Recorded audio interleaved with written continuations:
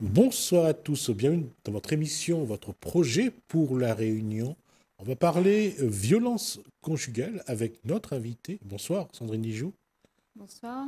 Vous représentez l'association D'un accord forme. D'un accord femme. Et j'allais dire, je regarde le nombre d'associations qui sont créées derrière ce fait de société, les violences conjugales. J'allais dire, les gens aujourd'hui dénoncent. Mais est-ce que vous, à travers ce que vous faites, vous voyez une évolution de la mentalité humaine? Alors, D'un accord forme a été créé en 2020 fin 2023 pour un premier atelier en 2024 et nous l'était plus ciblé sur comment nous exprimer à nous dans notre corps en tant que femme. Et il est vrai que y a eu beaucoup de femmes que l'a ressorti ces violences-là, que ce soit des violences sexistes ou sexuelles, ou que ce soit des violences conjugales. C'est des thématiques que les revenus nous a fait deux ateliers. Pendant les deux ateliers, ces violences-là la revenu. Alors, pendant le premier atelier et le deuxième, quels ont été les éléments qui ont été développés? Euh, c'est aussi ce que nous maîtrisons pas, c'est-à-dire que nous créons des ateliers pour justement reprendre le pouvoir sur son corps de femme. Et au travers de la parole, surtout, nous a rendu à nous compte que dans les groupes de parole, en fait, il y en a bon peu de femmes qu'au travers de mots, elles s'y reconnectent avec des violences, en fait.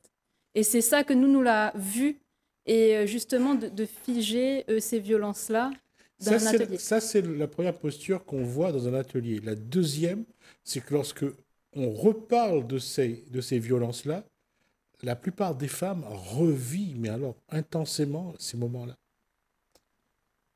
Oui.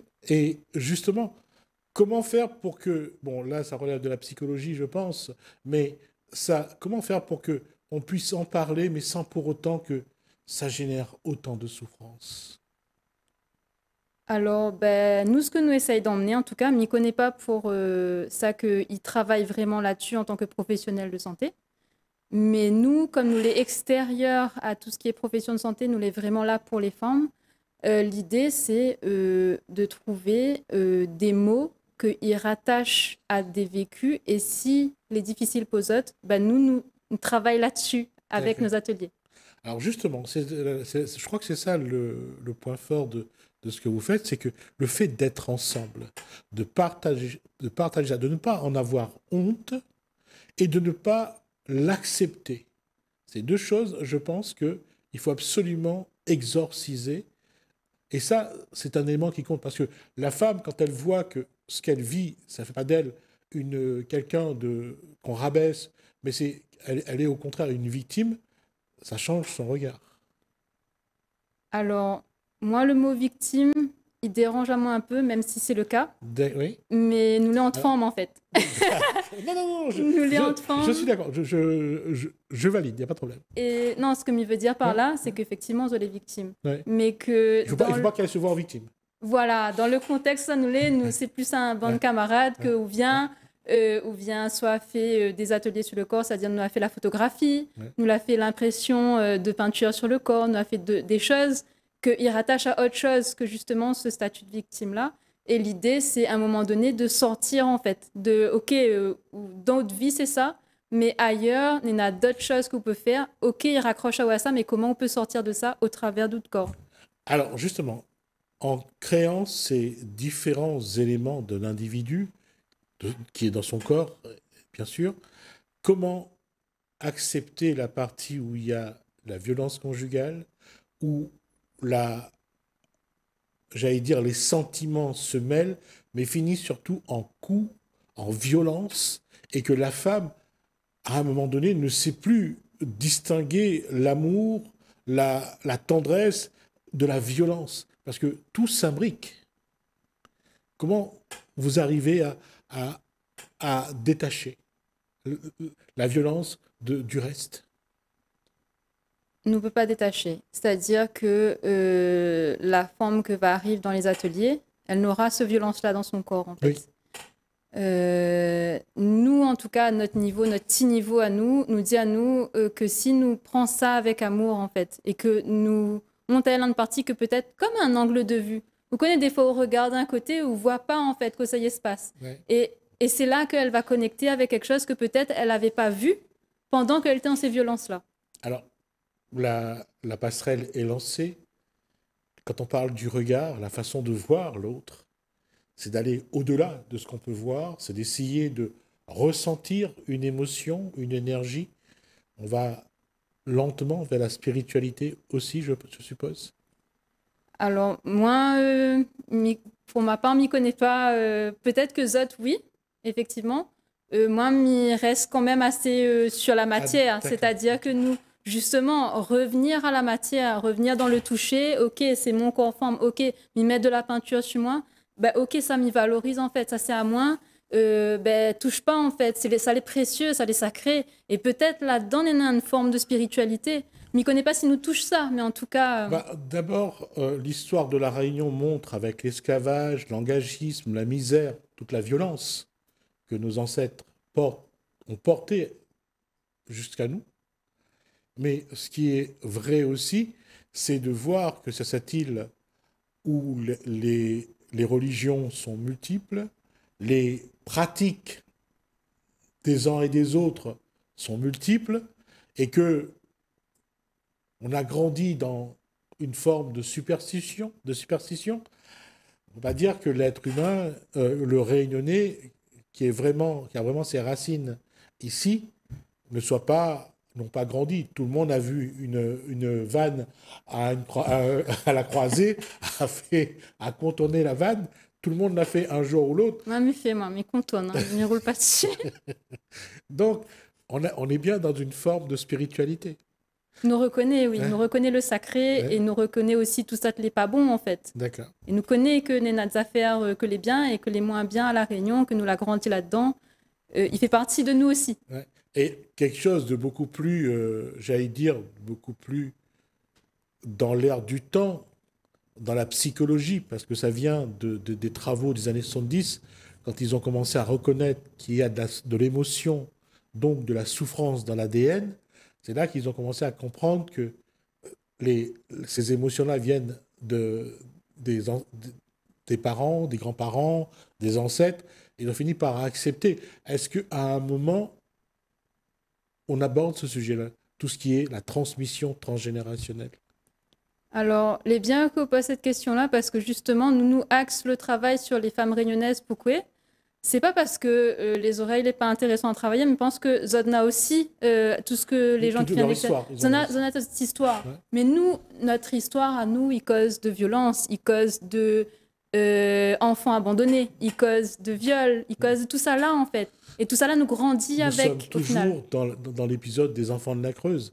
Ce n'est qu'en 84 que François Mitterrand, alors président de la République, a mis fin à ce départ d'enfants de la Réunion vers des provinces de métropole, de la France métropolitaine.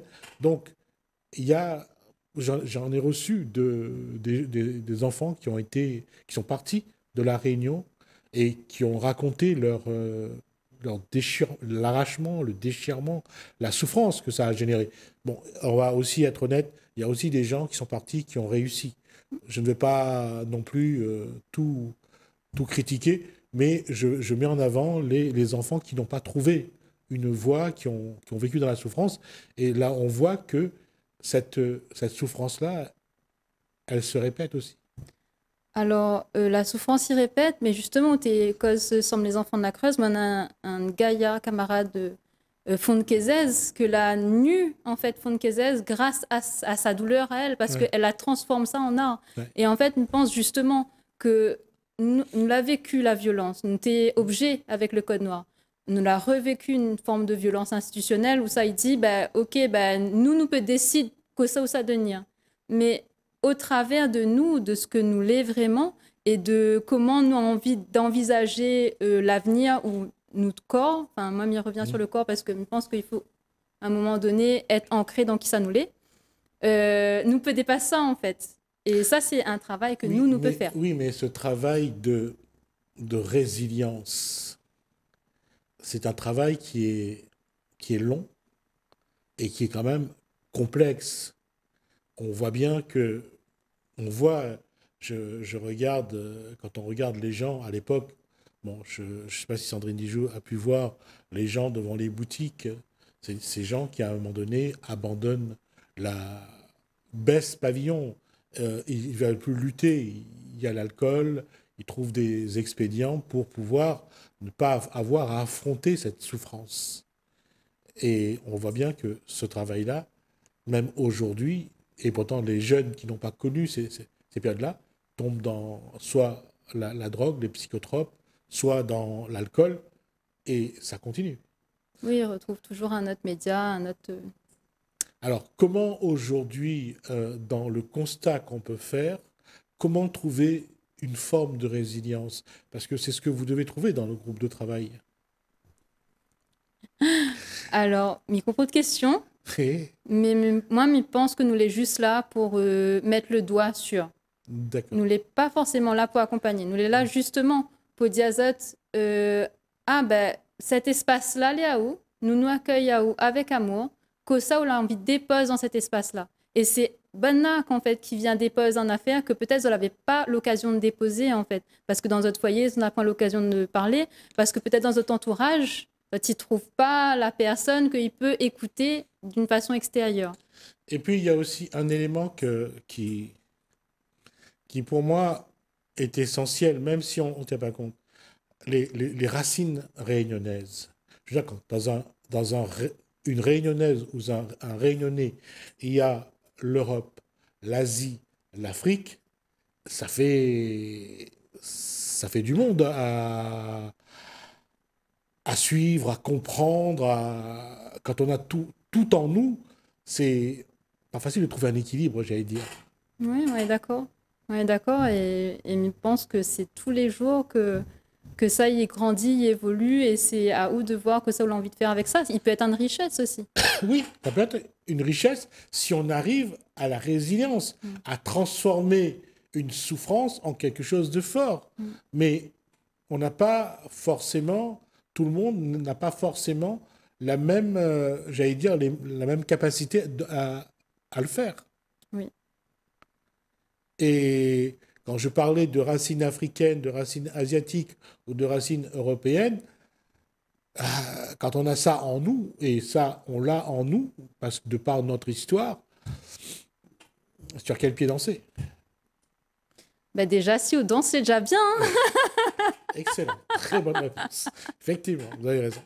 Je suis d'accord. Mais dis ça comme ça, mais monte un exemple. Le Maloya, on a connu le Maloya comme ça en métropole. Donc, on n'avait rien à voir avec la Réunion et mes parents n'écoutent pas Maloya. Et en fait, on a compris le Maloya en dansant, en fait. Donc, il veut dire que pourquoi nous, ça pas trouve une richesse dans notre culture ou dans notre métissage qu'il raccroche à nous, à qui ça nous l'est. J'allais dire, en fait, c'est un petit peu comme si on prenait un agriculteur qui plantait la canne et de poser la canne dans la tranchée et de recouvrir.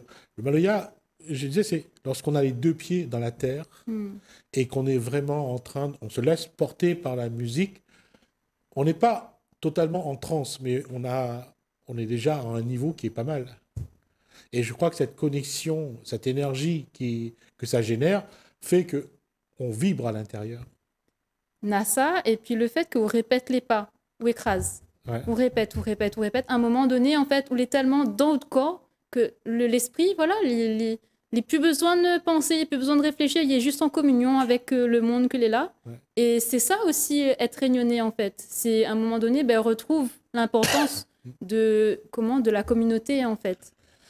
Et le paradoxe de ce qu'on parle actuellement, c'est que les Réunionnais les Réunionnaises ou les Réunionnais ou les Réunionnaises qui peuvent être violents, soit pour les Réunionnais avec leurs conjoints, soit la Réunionnaise avec ses enfants, parfois, souvent, ils ne sont pas conscients de tout ce qu'il y a en eux. Et pour eux, leur violence, c'est quelque chose de presque quotidien, de banal. de banal. Et justement, comment est-ce que à un moment donné, il faudra quand même leur dire il faut qu'ils arrivent à chercher à comprendre pourquoi ils ont cette violence en eux ou en elles. Heureusement que de plus en plus d'associations, alors aujourd'hui, il y en a des associations que m'y connais et d'autres que m'y connais pas parce que je ne l'ai jamais fréquenté. Mais moi, ayant vécu des choses difficiles aussi, donc je prends en contact avec un tas d'associations. Et heureusement, en fait, qu'on a ces associations-là pour rendre au compte, où l'a vécu des violences. Il faut que ou travaille là-dessus, etc. Ça, c'est le côté prise en charge. Il faut qu'il existe. Il y en a des circuits et j'espère que de plus en plus va y avoir des communications là-dessus. Il y en a des numéros d'urgence qui existent. Mais aujourd'hui, pour accompagner une femme qui est dans la violence, nous propose nos groupes de parole. Pourquoi? Parce que c'est notre petit cocon, c'est nous qu'il peut avoir, comment dire ça, comment dire ça, nous entoure azote en fait.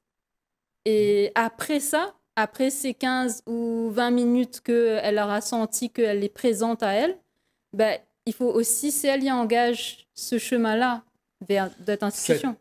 Cette volonté de faire toucher du doigt une réalité à ces personnes victimes de violences, généralement, ça déclenche quoi quand ils se rendent compte que ça dépend d'elle, finalement? Que c'est à elle de se prendre en main. C'est à elle de se battre pour qu'on les respecte en tant qu'être humain. Alors, il y a une autre question parce qu'en fait, il fait penser à moi un bon peu à la co-autrice en fait, de l'association Donne un corps femme, Erika, que elle, justement, elle a beaucoup plus de, comment dire ça, de mots là-dessus parce que nous n'en a deux façons de véhiculer justement les messages. Et moi, me partira toujours du côté de l'amour, de la façon dont moi, m'y vois ces violences-là, c'est-à-dire que nous peut transcender ces violences-là. Mais derrière l'amour, on a la haine aussi, on a tout le côté difficile que moi, je préfère dire, elle est là, mais on a l'amour en fait. Comment nous veut regarder ça? C'est un paradoxe ce que dit Sandrine Dijoux, parce que de par l'histoire, de par votre histoire, de par ce que vous avez vécu en tant qu'enfant, vous avez un système de défense qui fait que c'est... Je mets les pieds dans le plat et vous m'en excusez. Vous ne laissez pas les gens vous approcher. Oui, c'est vrai. Alors, vous êtes toujours dans une posture de défense, d'un système de défense qui est magnifique.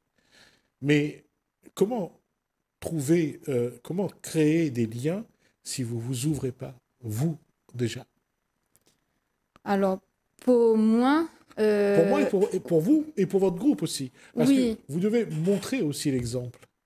Pour moi, en fait, m'y mettent pas moi à profit forcément dans ces groupes-là, mais m'y est plus avec le bonne forme, en fait. C'est-à-dire que moi, elle est là pour être là pour eux autres. Ça, c'est excellent. Là, je suis d'accord. Mais je suis désolé, je vous ai dit que je vous surprendrai un petit peu avec mes questions. Oui. C'est un bon prétexte. Vous avez un très bon prétexte, je n'en discuterai pas. Mais à quel moment vous allez lâcher? À quel moment vous avez pensé à vous? Quand ça pleure dans le ronfant, mais ça dit, ouais, moi aussi, c'est difficile pour moi, mais je gagne plus. Mais... Vous n'avez pas envie que quelqu'un vous aime, que quelqu'un vienne vers vous regarde en tant qu'être et vous apprécie en tant qu'être? Ça, en fait, je vis ça à chaque ronfant, en fait, à chaque je parle de vous, je parle pas de... Je parle de vous, oui, vraiment. Pardon. C'est une belle échappatoire, mais on va y revenir.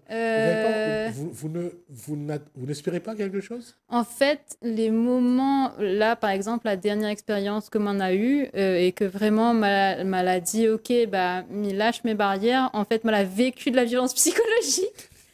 Donc là, actuellement, non, elle n'est pas forcément enclin à... Mais je pense que c'est des phases aussi. Et moi, elle est d'accord avec cette façon de protéger à moi dans cette phase de vie-là, pour justement après ouvrir à des personnes qui atteignent plus moi à ce niveau-là. C'est-à-dire que là, m'y construit le nouveau moi de demain. Et justement, ça aussi, il est important. Moi, m'y fait mon chemin personnel et ce que m'y apporte dans le rond forme, dans le rond causé, il fait partie aussi de ça. C'est-à-dire, c'est une forme de résilience comme il fait d'entendre ces personnes-là et cette histoire, en fait. Donc, vous mettez sur un même pied d'égalité. Ah oui, totalement. D'accord. Pour moi, les comme zot, en fait. Quand m'écoute à zot causer, moi, les comme zot, des fois, il est émeu à moi aux larmes, oui, c'est sûr. Et est-ce que vous travaillez avec ces femmes, mais est-ce que vous travaillez aussi avec vous et en essayant de dire que c'est un cheminement que vous devez faire? Alors, moi, mon but premier, c'est de travailler avec ces femmes-là. Ouais, Mais par contre, m'y rend moins compte de plus en plus que oui, c'est un cheminement. En fait, comme si la mettre à moins là, parce que justement, m'y comprend tout ça là. ouais, Et que peut-être me l'a besoin d'entendre aussi ouais. tout ce qui se passe pour faire effet miroir ou... Exactement. C'est ça, vous voulez effectivement là. C'est ce que j'allais Oui, sortir. on est C'est ce là. miroir que la vie a mis Oui, en face de vous pour que vous voyez dans chaque femme qui vient parler de sa vie. oui. C'est, j'allais dire, c'est un challenge. C'est quelque chose de très fort qu'il faut savoir gérer, il faut continuer. Et ça vous donne, j'allais dire, des perspectives. En tout cas, moi, il motive à moi encore plus à dire moi que ces violences-là, il faut que nous travaillions dessus, quel que soit à notre niveau, que nous les mamans, que nous les responsables d'une femme que nous voit et que elle-même, elle n'a des violences mais ne connaît pas comment réagir. En fait, nous les toutes concernées à La Réunion, on en a tellement ça, nous les toutes concernées. Et mais je trouve que bah, une initiative bénévole, mais je trouve que le fait de causer avec des femmes, que c'est des femmes réunionnaises que vous comprenez Azote, c'est ça en fait, moi qui motive à moi, me dire moi, bah ok, bah, peut-être on aurait pu être sœurs dans une autre vie, mais aujourd'hui, bah, moi, je peux apporter ça en tant que bénévole et comment, voilà, comment je peux aider ma société, comment je peux aider le peuple réunionnais aussi à grandir sans violence. On va finir là-dessus parce qu'on va déjà dépasser 2 minutes le temps que nous a imparti. Mais j'allais dire, la conclusion est magnifique. Comment aider la société réunionnaise? On en reparlera la prochaine fois. Merci Sandrine Dijoux, Association Dans un corps femme. Merci. Merci à vous de nous avoir suivis. Merci. Merci François, merci Hélène et je vous dis à bientôt.